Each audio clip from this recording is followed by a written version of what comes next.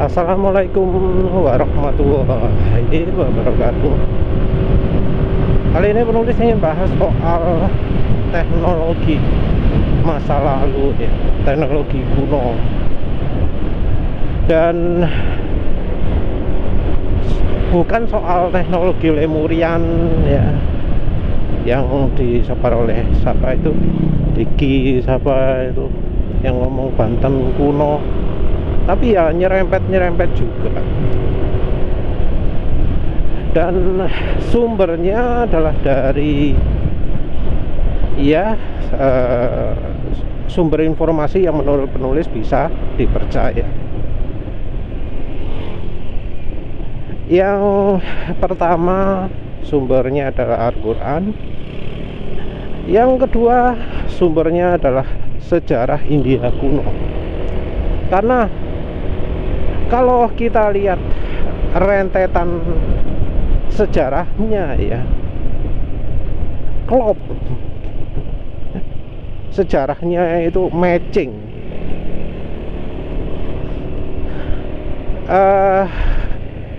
Penulis lebih ingin bahas seputar frekuensi ya, seputar frekuensi yang efeknya itu banyak.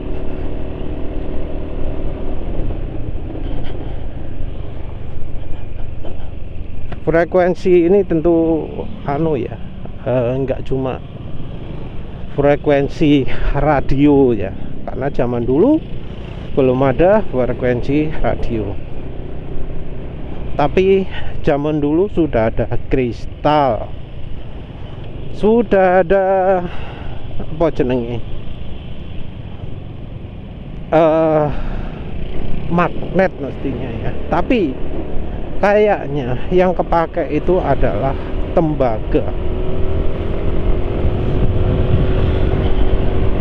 Jadi mungkin nggak ada di buku-buku, tapi kalau kita lihat sejarah gitu ya, kita cari Solomon Coppermine ya, tambang tembaganya zaman Raja Sulaiman, itu ada informasinya.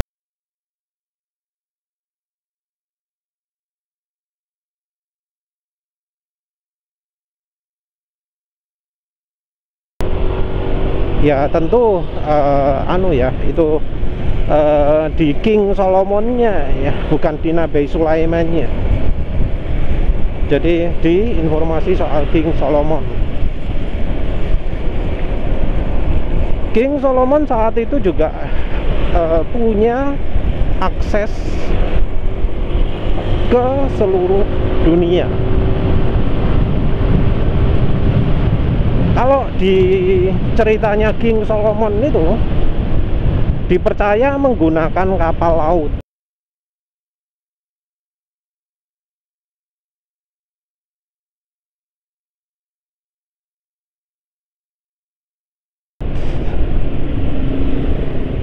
Tapi kalau kita berdasarkan Al-Quran, enggak. Di zamannya Nabi Sulaiman ada penerbangan. Karena apa? Disebut bisa menundukkan angin, kalau nggak salah ya, apa terjemahannya lupa. Bisa menunjukkan angin sehingga bisa menempuh perjalanan yang biasanya butuh berbulan-bulan menjadi cuma sehari tok.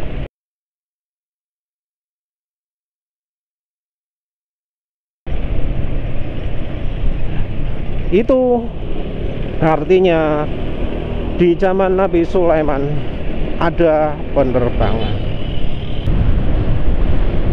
dan penerbangan ini rupanya eksklusif ya, sehingga Ratu Saba yang katanya berkunjung ke tempatnya Nabi Sulaiman itu nggak punya apa jenenge penerbangan ini. Teknologinya masih dipegang oleh Nabi Sulaiman.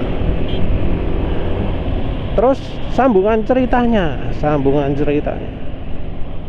mungkin pernah dengar Vimana. Vimana itu adalah pesawat terbang model kuno di zaman India kuno. Zaman India kuno ada penerbangan. Kalau kita lihat ceritanya Mahabharata, ada soal itu. Ada soal penerbangan itu. Soal orangnya bisa terbang, soal pakai apa? Sayap yang bisa terbang gitu ya. Anggap aja jetpack ya.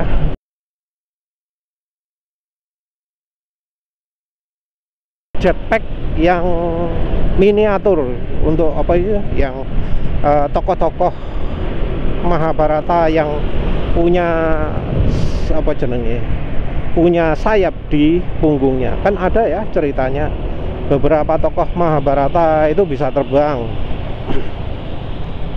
Nah, itu menurut penulis dia pakai jetpack, ya semacam jetpack lah, atau alat penerbangan miniatur.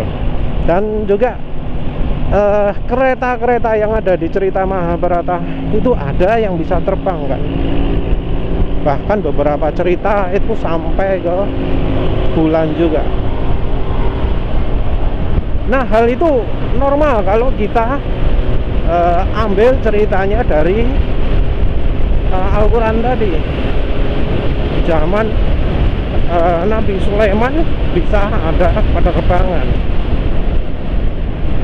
Terus caranya bagaimana? Kalau di buku manualnya Vimana ya, jadi Vimana itu katanya ada buku manual di catatan batu lontar atau apalah, catatan kuno yang ditemukan di sebuah desa di Bangladesh atau India, penulis lupa. Itu ada buku catatan kuno yang menunjukkan cara menerbangkan Vimana, cara mengoperasikan dan energi yang dibutuhkan.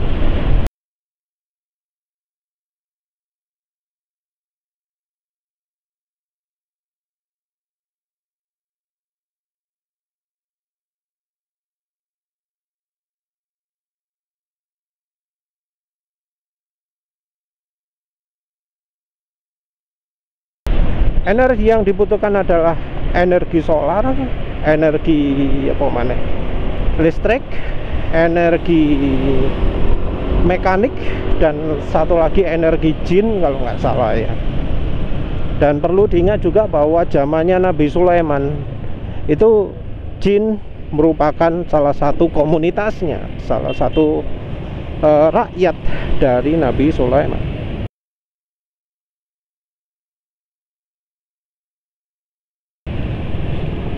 Dan saat itu ada kan, katanya manusia dan jin ingin mengembangkan ilmu gitu ya, kerjasama, walau sama Nabi Sulaiman dilarang. Yang entah kemudian di barat jadi muncul Solomon Key yang katanya untuk berkomunikasi dengan jin, model kabalah atau apalah gitu ya. Ya jelas kalau menurut Islam itu enggak benar ya, karena Nabi Sulaimannya sendiri melarang pengembangan ilmu antara jin dan manusia.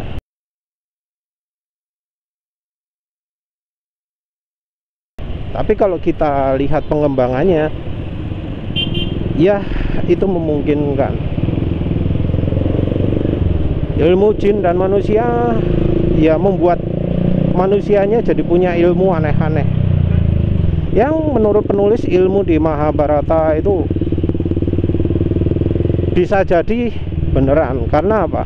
Karena banyak ilmu Mahabharata itu masih ada, masih eksis sampai sekarang, walau ya mungkin sudah mulai punah lah ya, karena nggak ada keperluan lagi. Ya alhamdulillah nggak ada keperluan lagi untuk menggunakan ilmu itu. Ilmu Pancasona itu nyata, karena ya penulis sudah pernah lihat demonstrasinya sendiri. Sudah mungkin 2 atau 3 kali, wis lupa. Yang penulis ingat betul itu zaman masih kecil dulu ada orang kepalanya dilepas, ditanam, dipasang lagi bisa. Dan itu bukan sulap, bukan model trik ya, karena eksplisit diketokno gak ono dengan gak ada halangannya juga, bahkan ada berdarah-darah segala. Ya masih ada lah ilmu-ilmu kayak itu, ilmu nyelam di tanah ada, ilmu ya kalau yang kejawen mungkin penulis diketawai soalnya kok. Ilmu kayak ngono iku akeh ya. Ya penulis juga ada kerabat yang melakukan itu juga, sampai ada yang ditanam di tanah sampai 40 hari itu ada ya. Jadi ilmu-ilmu zamannya Mahabharata ada sampai sekarang. Cuma sayang ilmu ilmu fisiknya itu sudah nggak ada. Kalau cerita ilmu fisiknya ini katanya ada di zaman Asoka ya. Zaman Asoka di India juga. Jadi zaman Mahabharata itu katanya perang dengan Atlantis kalau nggak salah ya, yang akhirnya kedua negara hancur. Katanya sih kena perang nuklir ya. Jadi pakai senjatanya Sopoi Krishna yang bisa kayak bom atom. Jadi sifat-sifat kena bom atom itu mati karena energinya, mati karena ledakannya, racun sesudahnya. Itu nggak disebutkan eksplisit bom atom, tapi ciri-cirinya kayak bom atom di Mahabharata. Lupa penulis sumbernya di mana. Tapi setelah itu dua kebudayaan canggih itu hilang, terus sisa-sisanya coba dikumpulkan oleh Raja Asoka dari India.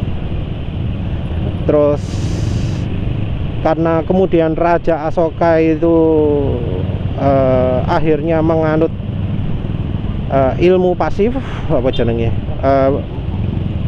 percaya bahwa nggak perlu ada kekerasan, maka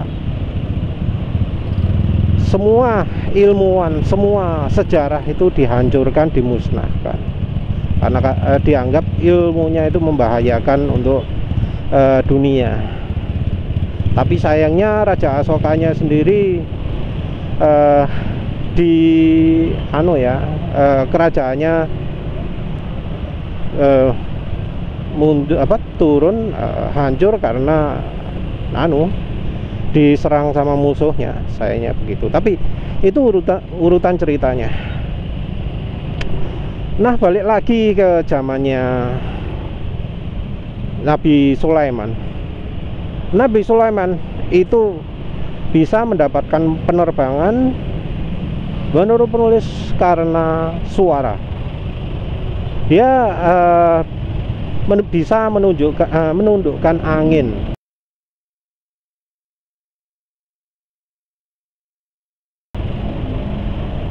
Nah, kalau kita lihat rentetannya, bagaimana caranya menundukkan angin? Dengan suara. Ya entah dengan apalah, tapi salah satunya suara. Perlu diingat bahwa Nabi Sulaiman itu adalah anaknya Nabi Daud. Nabi Daud itu kalau menurut penulis adalah seorang ilmuwan jenius. Dia bisa membentuk logam berbagai macam, bisa melunakkan logam, suaranya bisa menyembuhkan, bisa berkomunikasi dengan makhluk lain gitu ya.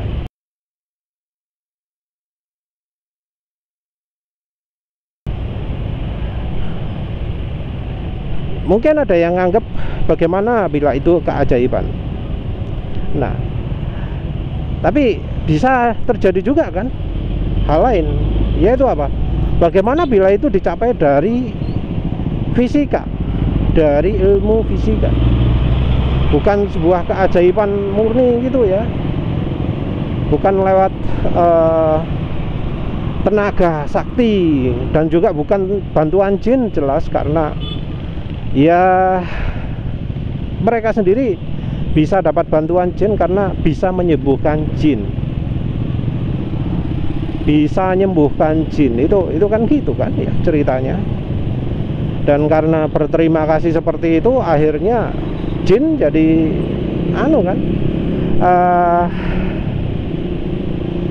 jadi rakyatnya baik Nabi Daud maupun Nabi Sulaiman.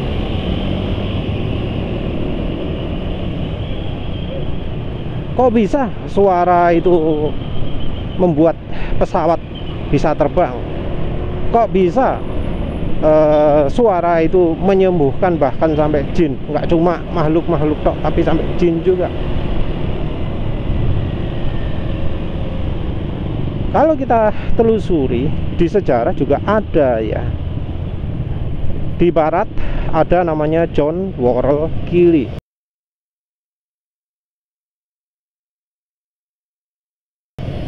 John Worrell Keely ini terkenal bisa membuat mesin bakar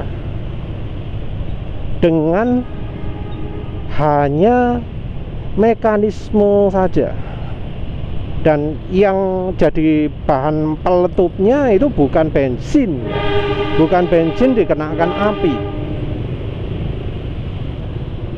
bukan bensin dikenakan api, tapi pakai air. Air kena mekanisme tertentu, kena frekuensi tertentu, air ini bisa meledak. Dan kalau bikin air meledak ini sudah ada beberapa eksperimen ya yang menunjukkan bahwa air itu meledak di frekuensi tertentu. Jadi di frekuensi khusus tertentu itu air bisa meledak. Dan John Worrell ini melakukannya tidak dengan elektronik, karena zaman itu belum ada elektronik. Kristal aja belum ada, transistor kristal aja belum ada, karena itu sebelum tahun 1900 sebelumnya ya. Dia menggunakan mekanik semua. Dia menggunakan tembaga. Unik karena tembaga, karena ya zamannya Nabi Daud itu tembaga juga dipakai. Zamannya Nabi Sulaiman, Nabi Daud itu dipakai tembaga. Ya tentu kuningan juga. Jadi entah kebetulan atau apa, nggak tahu John Worrell Keely ini muslim atau enggak, dia pakai tembaga, pakai alat musik ya istilahnya, alat perkusi, alat musik.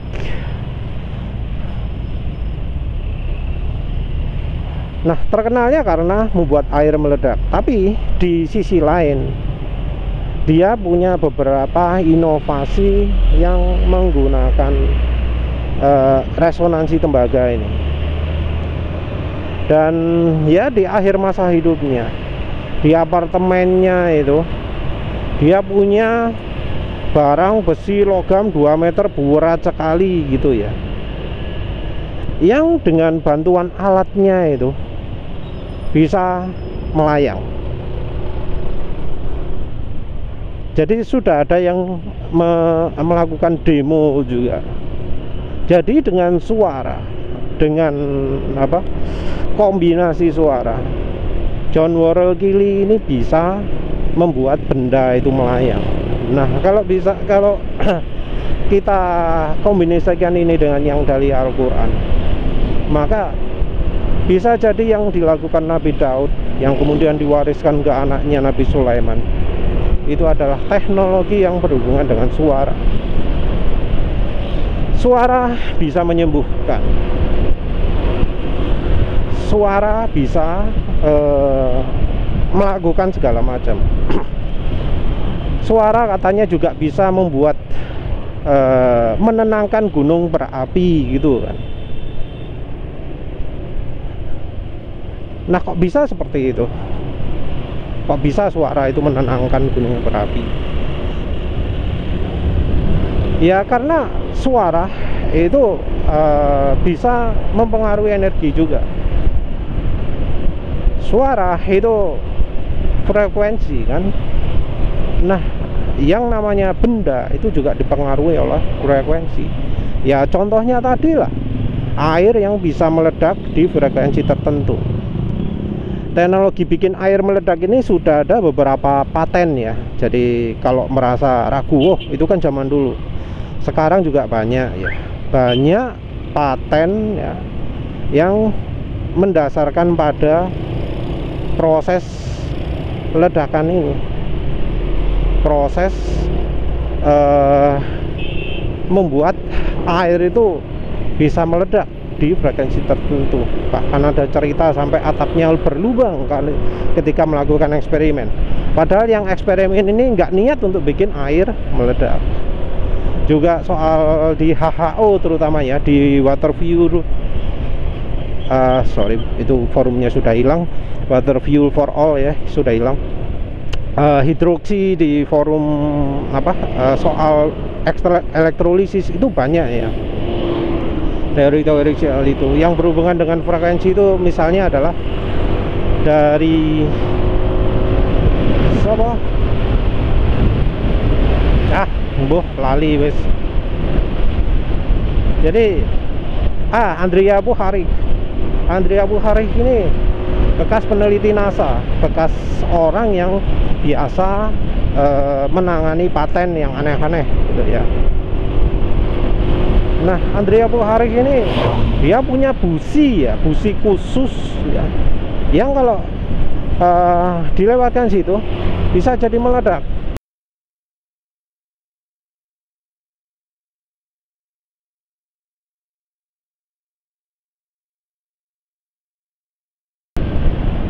Jadi ya frekuensinya itu kebetulan pakai listrik, tapi kalau Kili juga kan udah membuktikan bisa pakai suara mekanik juga, jadi pakai ruangan khusus gitu ya.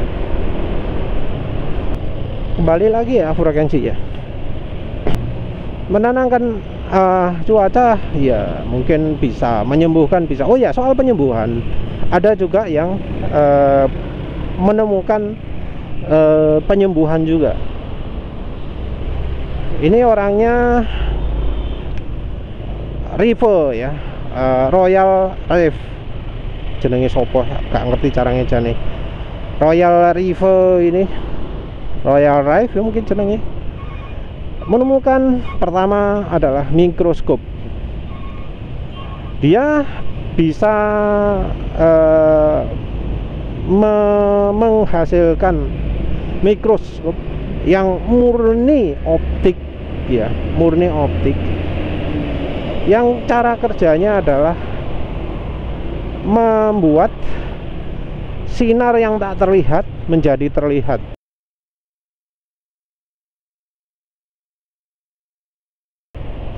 Kalau untuk metodenya pakai heterodyne, pakai metode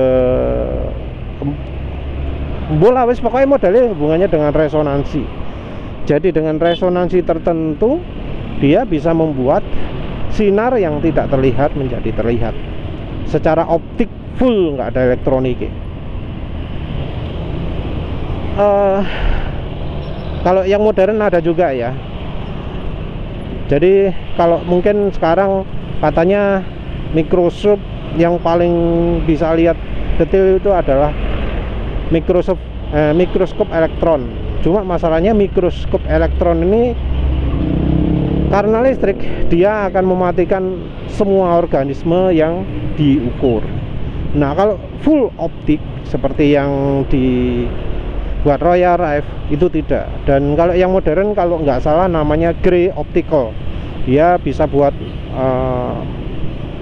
mikroskop optik yang ya mendekati Royal Rive tapi enggak ya. Grey Optical itu versi modernnya lah. Terus setelah nemu itu, dia ternyata juga nemukan bahwa di frekuensi tertentu kuman itu bisa mati, virus itu bisa mati. Royal Rive ini merupakan orang yang percaya bahwa virus itu punya bisa 3 tahap. Jadi virus itu bisa berubah barang kecil-kecil, terus habis itu di tahap berikutnya bisa jadi terlihat, terus tahap berikutnya jadi posisi yang semi tidak aktif. Dan dia menemukan bahwa di frekuensi tertentu virus itu bisa hancur. Jadi setiap makhluk hidup rupanya punya frekuensi kematian tertentu, frekuensi mematikan tertentu, yang kalau frekuensi itu dinyalakan, diaktifkan, maka makhluk hidupnya akan mati. Dan untuk mencapai ini, Royal Rife menggunakan alat penghasil frekuensi yang kualitasnya super paling hebat saat itu. Dan transistor yang pakai tabung, yang pakai kristal gede itu, diakui kualitasnya jauh lebih baik daripada transistor sekarang. Noise-nya katanya sedikit sekali, minim sekali. Jadi dengan menggunakan alat audio yang paling tercanggih saat tahun 40-an, dia bisa membuat alat penyembuh, bukan 40-an, 30-an ya.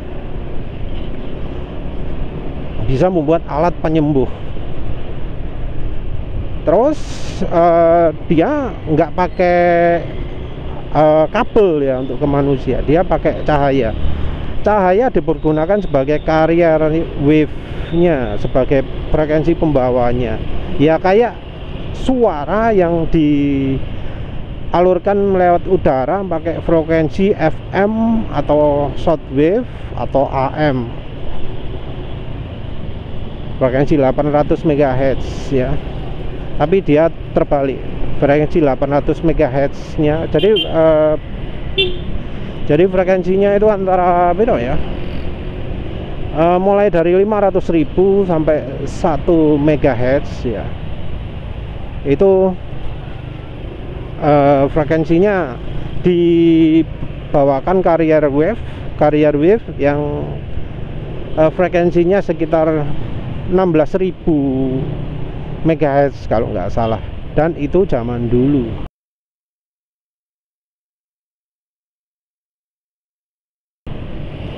Zaman dulu bisa pakai seperti itu ya.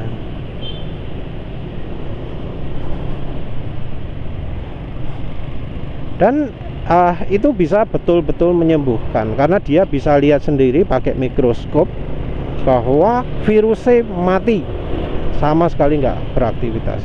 Sekarang nggak ada lagi itu karena ya mikroskopnya nggak mampu untuk lihat virus. Yang elektron mematikan virusnya yang baik punya Royal Rife. Tadi ini pingin bahas Nabi Sulaiman ya. Nah, kira-kira yang dilakukan Nabi Sulaiman mestinya seperti itu. Dan bisa aja yang dilakukan itu tidak dengan elektronik, tapi dengan mekanik. Jadi menggunakan gelombang suara yang frekuensinya sangat-sangat super tinggi, yang pakai resonansi macam-macam. Tapi kan pakai alat-alat butuh rumit. Ya, jangan lupa juga bahwa ada sebutan bahwa Nabi Daud itu bisa melunakkan logam, bisa membentuk logam jadi saenake, bisa sembarangan, bisa ya bentuk macam-macam.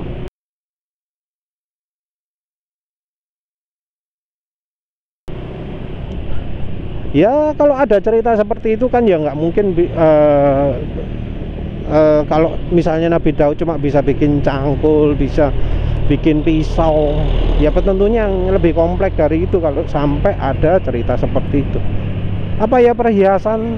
Ya enggak juga lah. Ingat, karena bisa menaklukkan angin, bisa menenangkan gunung, bisa menyembuhkan orang, ya tentu butuh yang rumit ya. Dan mengingat cerita zaman itu yang kemudian apa jenenge psalm lah, kitab saat itu sangat mengandalkan suara indah. Terus ada istilah organ piano organ gitu loh, apa sih jenenge, tub piano ya, yang pakai tabung panjang-panjang gitu. Ya bisa aja zaman itu menggunakan teknologi seperti itu, pakai suara yang menggunakan tabung panjang. Wis mirip-mirip gamelan lah ya, mirip-mirip gamelan, tapi yang versi suaranya, versi tiupnya. Aduh, bingung mau menjelaskannya gimana, mau teruskan gimana. Yang jelas kira-kira pakai alat musik, semacam alat musik, entah perkusi, entah yang tiup ya, kira-kira seperti itu. Dan menggunakan tembaga. Tembaga sendiri menurut penulis menarik karena tembaga itu merupakan antivirus yang alami, antibakteria yang alami, yang penggunaannya kalau di rumah sakit Jerman makin banyak sejak zamannya COVID ya. Jadi permukaan-permukaan yang disentuh diganti dengan tembaga. Terus yang berhubungan dengan suara juga, ini harusnya fokus ke kesehatan, tapi kok ya gak ke kesehatan lagi ya. Kalau misalnya ingin bahas kesehatan dulu sebentar. Kalau misalnya ingin buat alat kesehatan, pergunakan yang alat kualitas audionya, kualitas gelombang sinyalnya itu betul-betul baik, yang sinus murni, yang betul-betul tanpa distorsi. Kalau misalnya ingin pakai secara elektronik, kalau penulis sendiri menggunakan Stingo Zapper yang frekuensinya wis berubah-ubah sesuai dengan tekanan yang diberikan pada modul. Dan yang dipakai juga kejutan listrik ya, electronic spike, yang modelnya mirip alat IMF bomb. Jadi menghasilkan kejutan IMF yang kalau dibuat skala besar bisa merusak alat elektronik sekitar, karena ya penulis sudah merusak satu monitor, 4 kipas, 1 sound card, cuma gara-gara pakai skala besar alatnya itu. Lepas dari itu, satu lagi yang penulis ingin bahas soal teknologi frekuensi ini adalah dari penemuannya John Hutchison. Sembuh lah wis, pokoknya jenenge John Hutchison kayak gitu ya. Orang yang tertarik untuk mereplikasi ark-nya yang dianggap sebagai peninggalannya Nabi Sulaiman atau apalah. Dia meniru dari bahan tembaga atau emas ya, lupa. Dia buat bidang, dibuat sama persis ukurannya. Di bagian tengah ada insulator, dilapisi 2 tembaga, yang kemudian ternyata menghasilkan listrik yang luar biasa besar dan menghasilkan fenomena aneh-aneh.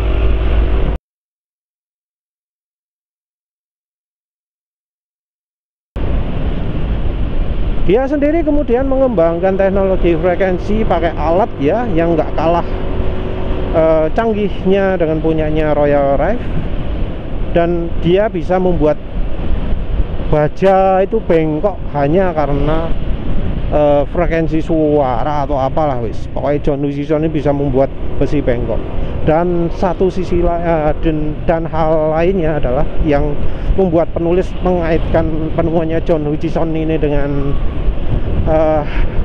cerita Ratu Saba, cerita mendatangkan singgasananya Ratu Saba, adalah ketika penggunaan frekuensi ini bisa membuat teleportasi. Jadi alatnya hilang entah kemana.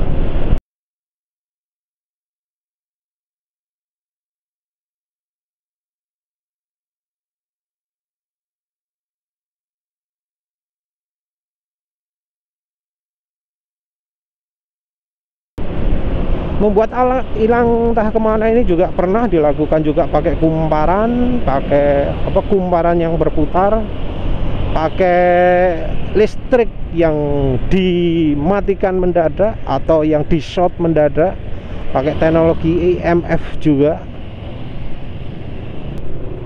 Nah, yang ingin penulis simpulkan itu ya, John Hutchison menemukan awalnya teknologi teleportasi.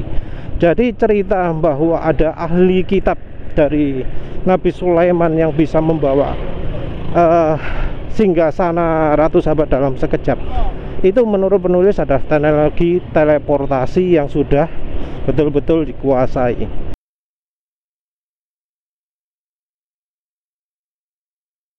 Dan yang bisa menjawab ahli kitab dan bukan jin, menurut penulis juga ciri bahwa ya teknologi saat itu sudah betul-betul canggih, sudah bisa teleportasi. Dan ahli kitab menurut penulis itu kalau diterjemahkan lebih cocok sebagai ilmuwan ya, nggak pakai bantuan jin. Ya wes, begitu saja. Terima kasih sudah menonton. Assalamualaikum warahmatullahi wabarakatuh.